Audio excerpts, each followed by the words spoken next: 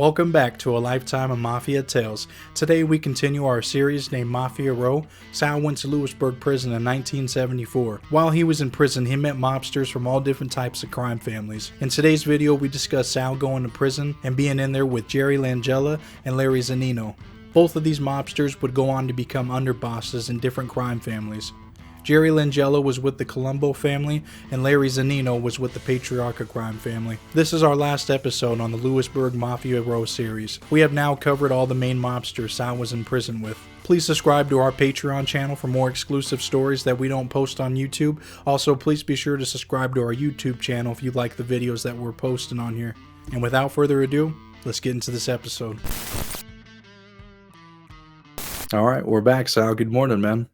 How you feeling? Hey, good morning. Well, today we got our final episode that we're doing on the Lewisburg guys that you were in prison with, the final characters. I mean, you were in there with so many different people, Oh, yeah. but you didn't have encounters with all of them or much inside information, and that's what we want to cover with you. You know, we want to, with our show, we want to be able to go into detail and bring up new topics and stuff that people don't know about certain characters, but with we know that's why we're kind of finalizing up on this. So everybody, if you haven't seen our previous episodes, you can go on the channel, on our YouTube channel, and just click on them. They're all there, and I'll make a playlist too, so it's easier that you can see all these episodes. But today in particular, we're going to be covering Ilario Zannino and Gerry Langella. Larry, where Larry and Gerry, they were both in there in Lewisburg prison in 1974 with Sal, and so Sal, these guys would go on to become underbosses. Larry was one in the Boston family, the Patriarcha, and then Gerry was in the Colombo family as an underboss. He would. I'll go into some more detail about that. But I mean, for you, when you met these guys, I mean, what kind of encounter did you have? Was it like a hello or? Very casual, It appeared to me that a lot of the guys in there knew each other, and it wasn't like a formal introduction. Although I do remember Gerry Langella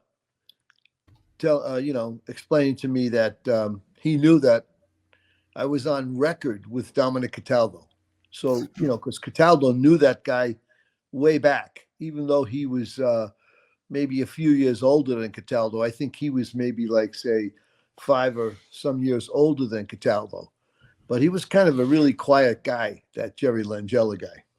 Yeah, and I suppose to be that way, I mean, he would go on to get caught on tapes and all kinds of stuff, but I mean, he seemed to want to obviously have a low profile. And from what I had researched was that he had went to Lewisburg prison for, I believe, let me look through these notes here. I mean, I can also go into his background as well. I mean, because his early background was in 1938. He was born in Brooklyn.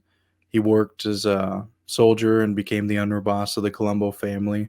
And Gerry Langella, his father, he was the father of Vincent Langella as well, who would go on to be another Colombo soldier. And then, when Gerry was coming up, he was really close with Carmine Persico. That was Right. how he got into that whole Colombo family. So, he started working his way up to the mob ladder, I suppose, 1950s, and he rose through these ranks pretty quickly. And while Persico was in prison in 1970, and early 1980s, Gerry was made the underboss and eventually will go on to becoming the acting boss for a while Carmine Persico went into hiding for some indictments and stuff, and he was just on the run. But another thing that was on record was that in 1972, Gerry and Carmine Persico were arrested for gun charges. But, they just really had this good rapport with each other because Gerry was Carmine Persico's driver. He was his enforcer.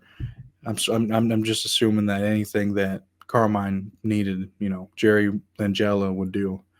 But the way that he got high, I believe he became a made guy in 1976, from what I had researched, and his operations during that time were just extortion, loan sharking, and then in 1980s he became a capo.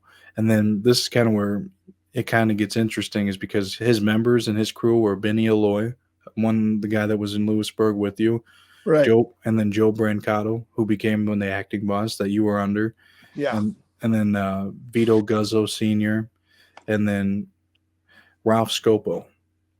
So I mean, he had probably more members in his crew, but these were the ones that I could find, some kind of information on. So I Right. mean, Joe Brancato, Gerry Langella, they ever say anything about each other or anything like No, that? they didn't talk about each other. I mean, I met, Gerry Langella in jail, and he wasn't a braggart. He wasn't he was kind of very quiet. Mhm. But he did mention that he was friends with Little Dominic Cataldo. So he knew that I was on record with Cataldo, and that he probably knew that I had reported to Brancato, you know, in those early years. I wasn't there that long. I mean, I was in Lewisburg about 9 months. I was there and gone just like that. Went to Lewisburg, went back to New York, and never returned to Lewisburg. Like I said, I did hang out with Angelo in there, and I later found out that Angelo knew Gerry. Yeah, and you're right, because the feds, they put a bug in his club at one point, and so when they got that bug in there, I believe this was a restaurant that Gerry Langella would always frequent, and he would have meetings in. And so one day they were able to sneak in there, and they were able to, the feds put a bug somewhere in there to where they could hear them having conversations. And Ralph Scopo was one of the guys that he would be in there with a lot. And in 1983, the feds did get information, and they watched Gerry Langella and Ralph Scopo leaving a commission meeting. And so this is kind of where the whole commission case comes up. But after that same night, after that commission meeting, Gerry had a meeting at his restaurant again with Angelo Ruggiero and Donnie Shax, who you knew all three of them. So Yeah, yeah. what? I didn't know they knew each other, but like I said, that was when I was in prison. Was 74. It was 78 or 79 when I did this favor for Donnie Shacks through Dominic. So yeah, I knew about those guys, but I didn't associate with those guys on a regular basis. That wasn't what I was doing, because you remember I was always in the drug business, and Cataldo kind of kept me away from all these guys. If I met with any of those guys, I had to make sure Cataldo knew. I mean, I had already developed a relationship with Angelo and Gotti through all the hijackings and robberies that Foxy and I did. But as far as these guys, I mean, I knew about them, but I didn't know what their daily, day to day crime life was about. That I didn't know. Yeah. Well, and to kind of continue on about that, I mean, in 1984, or that's what they were talking about at this meeting, was that after that commission meeting, they were, Donnie Shax, Angelo Ruggiero, and Gerry Langella. They were all just talking about how they didn't like Paul Castellano, and so that was before Paul was killed. So I mean, they kind of predicted this guy being killed. I mean, they were probably going in that way, in that direction. But again, these guys, they weren't all in the same family, but they still had some kind of hatred for Paul Castellano. But eventually they did get an indictment in 1984 for Gerry Langella and Ralph Scopo, and they got a 51 count indictment. Most came from that wiretap. Yeah, I mean, Ralphie, everybody knew Ralphie was involved with unions, and Ralphie Scopo lived Yeah. in Ozone Park. And I knew his son, Joey Scopo, who was really best friends with Gene Gotti and John Gotti for years until he got murdered, later on. But yeah, they were a tight group. I wasn't familiar with the fact that, that Ralphie Scopo knew Gerry Langella. I didn't know that. Yeah, and I suppose that you're right. I mean, I did research a lot about that, with Ralph Scopo being the main head guy in that family for these running these labor unions, and they were making Right. a lot of money for him. Right. So I believe that was in part of their whole indictment, extortion and everything else. And for that first case, Gerry Langella, he got 10 years in prison. And then after that, he got another 65 years added on to his sentence. And then on January 13th, 1987, he was sentenced to 100 more years in prison. And it all ran consecutively. Wow. And, he was given life on basically, no parole. And he ended up dying in prison in 2013. So he lived a pretty long life, though. I mean, he was 80 some years old. Yeah, for what it was in prison, I guess he spent a Yeah. majority of his life behind Yeah. bars. Right. So, yeah, that's kind of the whole story with him. And then, we can go into Larry Zannino. Uh, Larry Zannino. He had a group of guys around him in Lewisburg because if a guy was from Philadelphia, he had the Philadelphia guys around him. If the guy was from Boston, he had the Boston guys around him. So the young guys that were, all around Larry, I didn't know those guys. I really didn't know any of them. But, the history of Boston was very secretive for many, many years until, the release of all the undercover stuff that went on up there and with Whitey Bulger and all. But there was other stories that were always around the Boston crew up there. It was a small crew, but they were pretty vicious, and they knew about some of the undercover work that the FBI was doing. I mean, there was an FBI agent up there that was deeply entrenched in the Boston mob. You know, guys like Larry probably had a connection with him. But I didn't follow that stuff. It was mostly a lot of gossip about who was who when you were in Lewisburg. But you could see that there was an equal amount of respect for Larry with the other wise guys there, like Johnny Dio, like Paul Vario. They knew him. They knew of him. They knew of him, and they respected him. well, to go into more about Larry, he was born in 1920 and he became a capo in the Boston mob. And that's the Patriarca family. And he would later become the underboss of that family. So he grew up, and what is noted is that his family owned a pig farm. And so, there was alleged that, they would put people in there. And one of the people that, they put in there to get eaten up by pigs or dispose of the body was an Irish or a Greek American mob associate named James Bratos. And so he was buried in 1954, I suppose, and no one ever was charged with this murder. But, later, I don't know. I guess that's what they associated with him in his early life. I don't know. They just had that in the notes. So I just thought I'd share that a little bit with it. But his early crimes, he allegedly stabbed a waiter in the South End restaurant, for slow service. His main boss that he was close with that brought him was that Raymond Patriarca Sr. In 1960, he was arrested for extortion, and the way that he got deeper in the mob was that he was just really good at extorting, and I guess that was his way of making his bones in this whole, I guess, Patriarca family. And there was another member of the Patriarca family named Gennaro Angiulo, and I guess that him and Larry, they didn't get along, and so Gennaro made an offer to Raymond Patriarca Sr., who was the boss over there, to I believe to take care of Larry, because Larry was shaking him down, and so Larry eventually they settled the beef somehow. I'm sure Raymond Patriarca stepped in and made Larry an enforcer under Gennaro. So I guess they had their own way of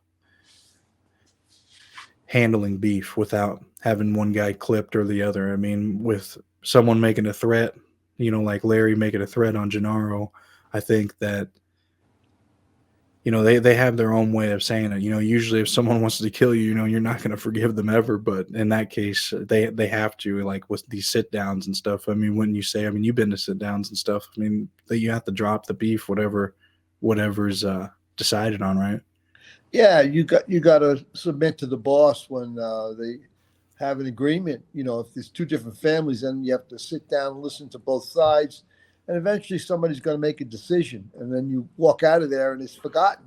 A sit down I had with Cataldo and Gotti and Ruggiero and Fatico and Brancato was over a fight I had in the Bergen, with a guy from up there in Boston area. This guy, Rhode Island Red. yeah, Rhode Island Red. He was a killer. He was a hitman. So yeah, you walk away from a sit down and you try to move on. I never heard much from him again. I don't know what his details were involved with Gotti, but he sort of, you know, worshipped John Gotti. Somehow Gotti got him in his corner. Whether or not I heard rumors he was involved in the kidnapping of the furniture salesman that killed Gotti's kid accidentally on a mini bike, and I heard that Rhode Island Red was involved in that kidnapping. But who knows? I mean, I wasn't interested in other people's gossip. I wasn't interested in it, to be honest. Yeah. Well, another thing is that Whitey Bulger, before you got there, he was in that Lewisburg prison. And with Larry, he had a connection with Whitey Bulger. And there's an FBI picture of these guys hanging out together or, just talking, having a meeting. And that was pretty much, that was all. But I mean, why would these two guys be meeting? Well, because they had to coexist up there. Yeah. I mean, Bulger had his own little crew, which there was some kind of a dividing line up there between the Italians and the Irish. And I think, of course, what we didn't know was that Bulger was involved with an FBI agent who was sort of protecting him. He was an undercover informant for like years and years. So he had information from that FBI agent, what Larry was probably doing. And of course, Larry didn't know that he was an informant. So they had some kind of agreement, a truce up there. But they were both vicious guys that killed a lot of people in Boston. And of course, that dirt came out. Eventually, Scorsese did the movie Departed, and that was all about the whole Boston, mob, Irish mob, Italian mob. So it all became public eventually. Yeah, well, I'm sure, yeah, you're right. They had to coexist with each other somehow if they're going to be running their operations. Right. Doing anything kind of up there, because if not, they're going to bump heads and, people, they're going to start a war. And later on, I'll get into the kind of the war they had on the street. But the way that he got to Lewisburg prison, Larry, was that he was sentenced to 6 years for transporting goods. I believe that they were stolen items. So it could have been from a hijacking or something, and he got busted. And then, so that's how he ended up in there with you around that time.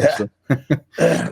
So, but he also, after he got out and stuff, the feds would go on to catch him on wiretaps. So the feds put a bug in the car where Larry would discuss business, and they were caught talking about the Irish mob war. And there was 20 murders that had occurred. And wow. the Joe Barboza murder is another one they talked about. Are you familiar with who Joe Barboza was? I heard about him. Joe the Animal Barboza.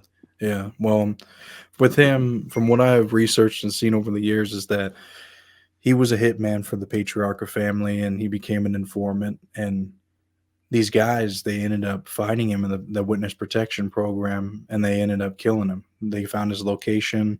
And what I also read was that, I believe he was the first guy to become maybe not an informant, but to actually go in the witness protection program in that Patriarca family.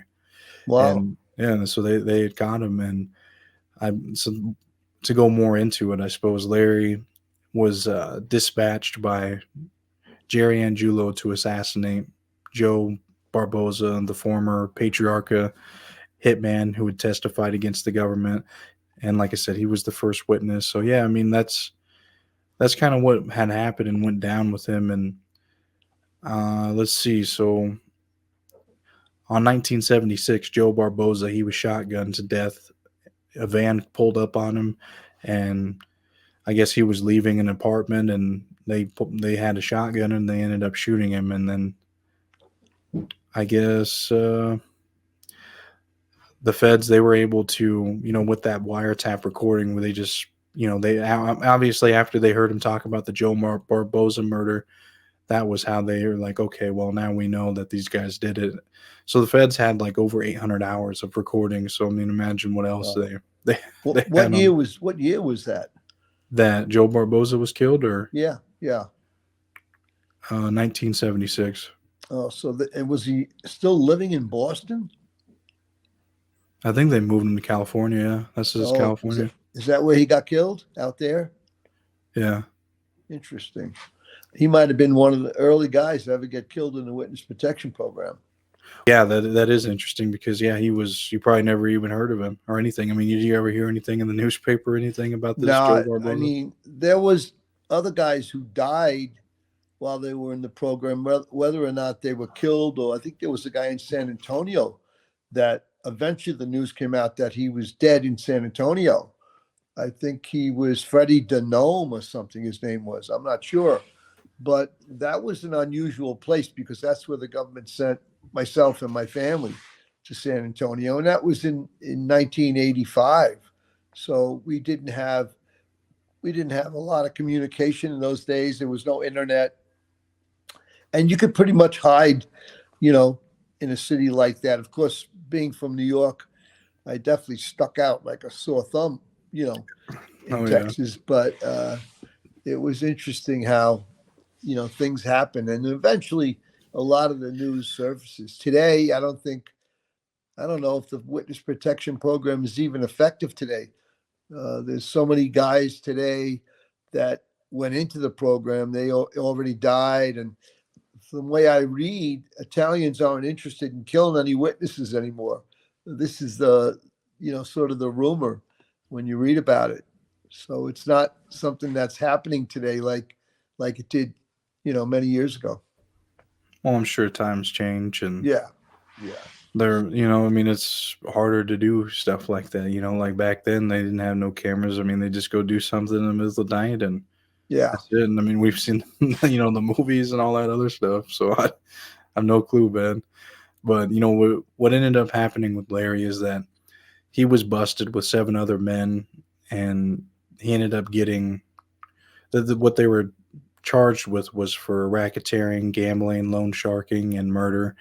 And Larry, he was claiming that he couldn't stand trial due to heart problems, and the judge overruled it. And so the prosecutor had said that he only suffered one heart attack in 1977. So they're like, yeah, we're not gonna fall for that kind of thing. So he ended up going to prison, and I don't know how much time he ended up getting.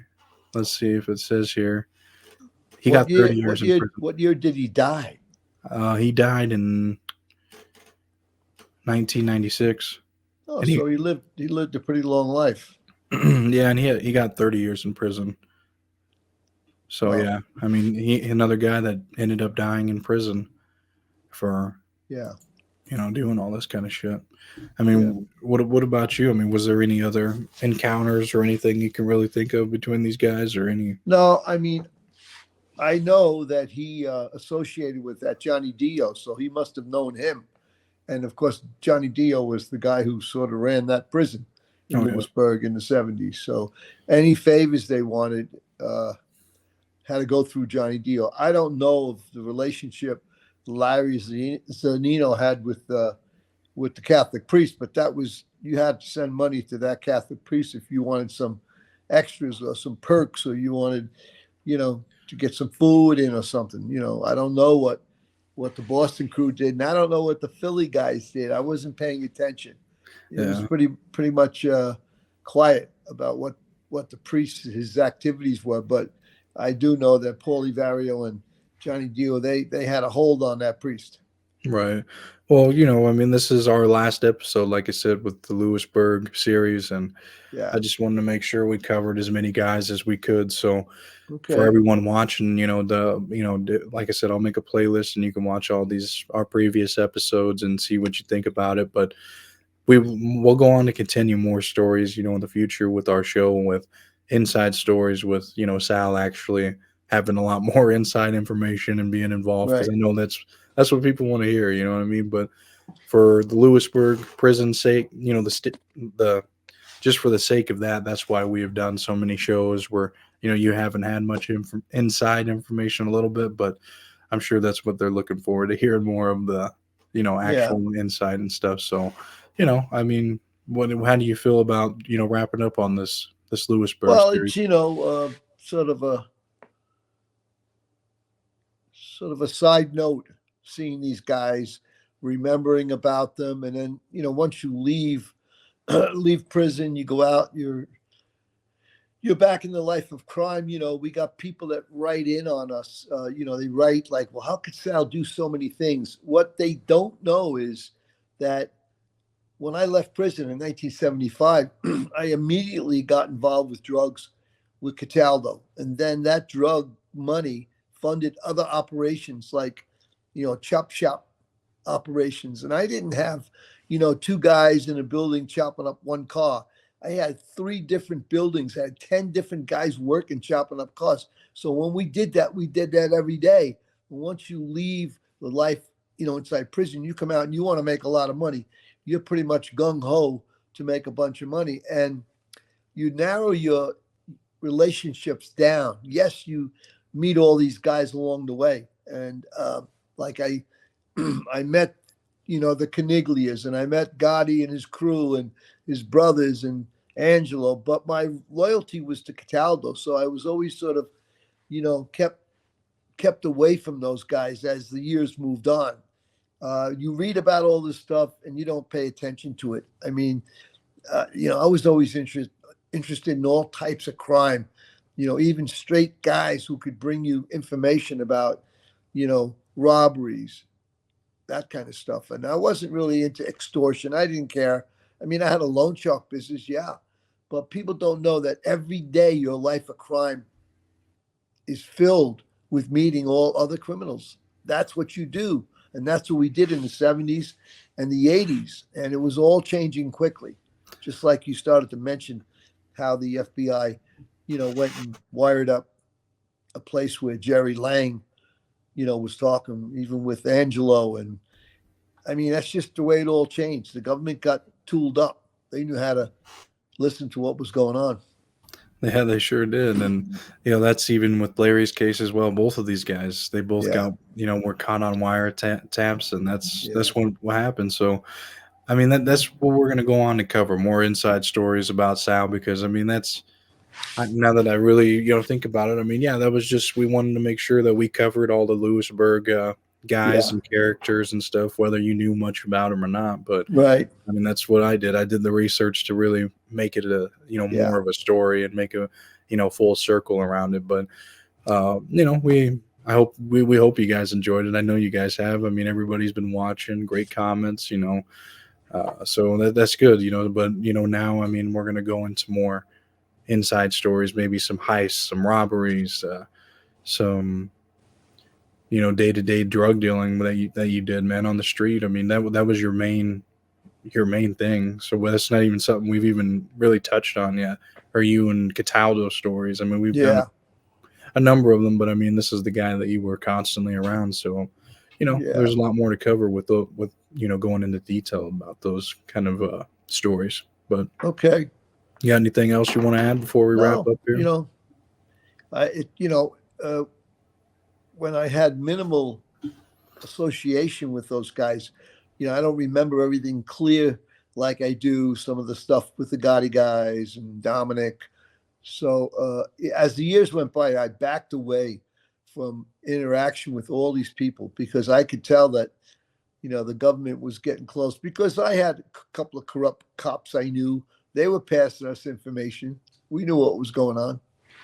Yeah, well, I mean, that's where a lot of guys got their information from, corrupt cops and Right. everything else. But again, I mean, the message really here about these two guys is that they both died in prison, spent a lot of time behind bars, man. It's not a life to No, get involved with or go down. So, no, it was a life for losers. well, now we'll go over to our Patreon and we'll finish this episode up on there. So thank you everyone for tuning in, and of course we'll see you on the next one.